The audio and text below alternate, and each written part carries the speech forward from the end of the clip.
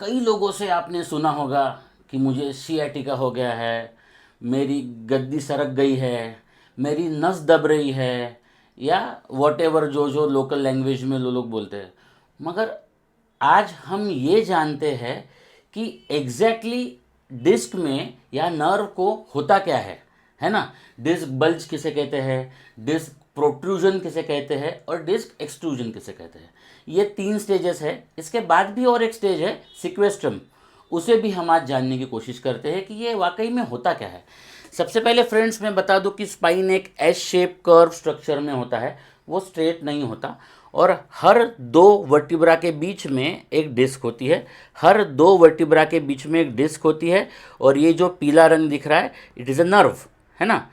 तो अगर इसको अपन ने एलेबोरेट कर दिया, एक सेगमेंट हम लेते हैं, तो ये 2 वर्टिब्राज है, इसके बीच में ये जेली लाइक स्ट्रक्चर जो दिख रहा है आपको, ये है डिस्क, इसे कहते हैं डिस्क। ये है आपका स्पाइनल कॉर्ड, और ये दोनों साइड में जो आपको दिख रही है, ये है नर्व्स, ये है नर्व्स। तो एक्चुअली अभी देखो, हम वर्टिब्रा के थोड़े से पार्ट्स जान लेते हैं। ये है बॉडी, है ना, ये स्पाइनस प्रोसेस, ये फैसेट जॉइंट्स, इसी जॉइंट्स के ज़रिए एक दूसरे से ये वर्टिब्राज अटैच होते हैं। ये है ट्रांसवर्स प्रोसेस। इसके बीच में होती है ये जेली लाइक स्ट्रक्चर डिस्क।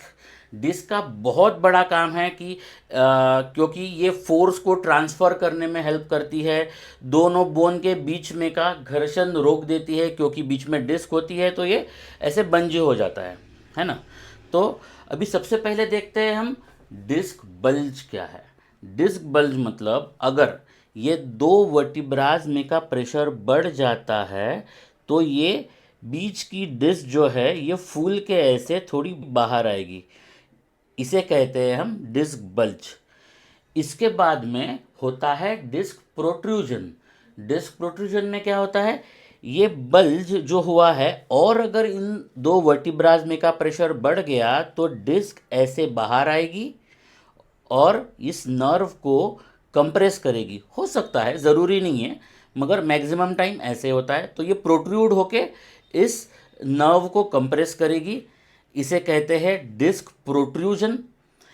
इसके बाद भी अगर प्रोट्रूजन के बाद भी अगर प्रेशर बढ़ जाता है तो ये डिस्क यहाँ से फूट जाएगी, उसको कहते हैं डिस्क एक्सट्रूजन।